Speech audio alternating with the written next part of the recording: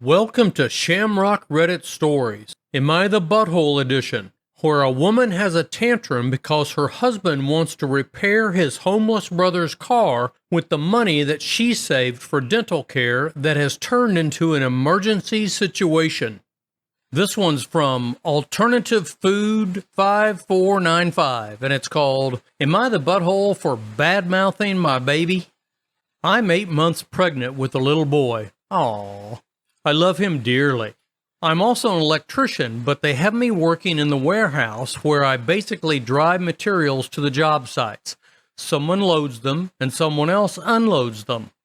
Now, one job site is run by the sweetest man in the world. He's a huge guy and looks intimidating, but he's an absolute teddy bear. He loves feeling my son kick, so I make sure to drink or eat sugar when I leave the shop. So by the time I'm at the site, my son is moving. Well, I was significantly closer to that job site when I was told to go there and pick some things up. I drank a soda, but to no avail. My son was still dormant. I said that loud power tools around me tends to wake him up, but the teddy bear didn't want to do that, as it would disturb my son, like a sugary drink doesn't. I lightly flicked my stomach, tapped it a few times, said, "Come on, you lazy mother fricker. It is time to wake up." Cursing is a regular occurrence on job sites. I also called him a freeloader and leech at some point. I had the project lead laughing loudly enough to startle my son, so my son moved around and he got to feel him kick for what is likely the last time for him. I was filling my water bottle and using the porta-john when a woman from a different company told me that the way that I talked to my baby was disgusting, and that it may be okay now since he can't hear me, but that my voice and pattern will stick and I will say those things once he is born. Am I the butthole? Now, OP, this is obviously your first baby. Otherwise, you would know that just about everything that everyone tells you about your pregnancy and your about-to-be-born baby is utter BS. Everyone thinks that they are an expert. Hardly anyone is. If they were, you would not be running into them in everyday life. You would be making appointments for a consultation with them. Read the bestseller baby books. You will be fine. This one's from Prehistoric Youth, and it's called, Am I the butthole for having a tantrum over not being able to get my teeth fixed due to having to help out my brother-in-law? I'm a 28-year-old female with an abscessed wisdom tooth, and given that my jaw is so small, these wisdom teeth are chipping away at my molars one by one. My teeth are screwed. They don't always hurt, but most of the time there is a lot of pressure due to lack of room, and if I bite down too hard, sometimes it sounds like my tooth is crunching.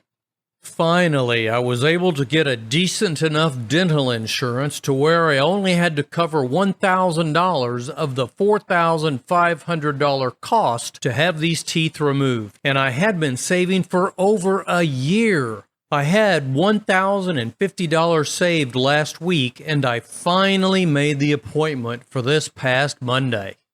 My husband's brother has been living in his car for like 2 years, and on Friday he calls my husband saying that his car has broken down, so he no longer had heat or any way to get to and from seeing his daughter or work, etc.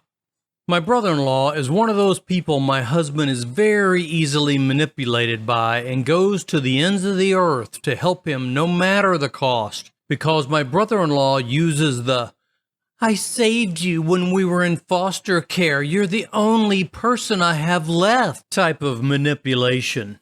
They did not have a good life. Therefore, my husband feels he owes his brother the world, despite his brother being older. He also blames himself for how his brother turned out. So he calls and basically says he needs money to get his car fixed. Doesn't ask, just says, "Hey, I need $580 to get my car fixed." My husband didn't have the money, so he asked me, and I said the money I had was for my teeth.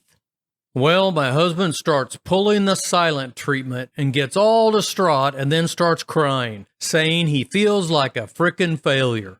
Every time his brother called, he would start crying again, saying he was sorry and he would figure it out, and even tried selling off pretty much everything he had to get his brother this money. He just wouldn't stop talking about it. It got to a point where he spoke about it so much that I basically threw the money at him, told him to shut the F up. Then I went off about how his family has been nothing but an effing burden to me, and that I was done, and that his brother had better not call ever again asking for anything. My husband again starts crying and asking me to see his view because his brother did save his life. I told him that's not my frickin' problem and I don't give a frick anymore. I then packed and left to go to my mom's house. I'm being told that I took this too far and that I'm the butthole for allowing his waterworks to manipulate me into giving him the money that I was going to use to fix my teeth. Am I the butthole? First of all, OP, I hope that you are getting immediate treatment for the infected tooth. This is a life-threatening situation. Google it. Now on to the question of are you the butthole? Your friends are a little harsh telling you that you are the butthole for letting your husband manipulate you. Seamus and I do recognize that they are trying to tell you in a firm way that you need to stand up to your husband's manipulation of you. It's easy to understand how he is conflicted, but we don't think that he has his priorities in proper order. The longer that you delay your procedure, the more lasting complications you are likely to have. We say, if you can, get the money back. If not, figure out a way to borrow the money or see if your dentist can put you on a payment plan for the deductible. If this one won't, you might be able to find one who will. Make your husband help you pay for it. Your health should be the most important thing to you and your husband. For God's sake, this isn't an elective procedure. This one is from The Executioner. Okay, that's a cool name. And it's called, Am I the butthole for leaving my so-called friend at a restaurant when he tried to get a free meal out of me?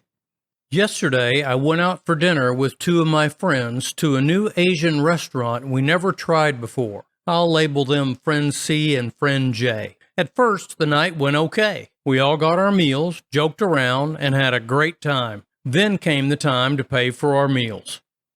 When the waitress asked if we wanted separate checks, I said yes. C gave me a weird look at first. When the waitress got back to us, C handed me his check and said, I thought you were paying. At first, I thought he was joking and handed it back to him. Then he puts on a serious face. At this point, I knew he wasn't kidding. I asked him why didn't he bring any money, and he said, Well, you invited me. I thought you were paying for us.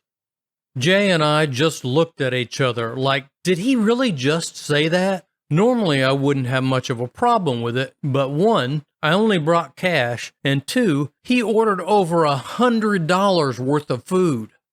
I told C that I couldn't pay for him, and Jay straight up refused. He goes on to call us both scumbags loud enough to attract attention, saying that we're bad friends, things like that. At no point did we ever offer or agree to pay for him. I even gave him and Jay a ride to the restaurant. At this point, Jay and I were ready to leave, and C was still throwing a tantrum. The waitress picks up our checks, and Jay and I head for the exit, leaving C behind. As Jay and I pull out of the parking lot, we get a string of texts asking where we went. We told C to F off, and if we're such bad friends, he could find his own way home. We still have no idea what happened after that because he blocked our numbers. At the time, it felt good, but a couple of our mutual friends are calling us buttholes, and we should have just paid for him and gotten the money back later. I know for a fact that he wouldn't pay me back. Am I the butthole? At first, Seamus and I kinda thought that you were somewhat of a butthole for leaving him at the restaurant, but then we reread the story part where he is bad-mouthing you in front of staff and patrons. At that point, he basically became persona non grata in your life, with all that entails. He made his bed. Rest easy, OP, you are not the butthole. Well, that's it for this one, folks. Until next time.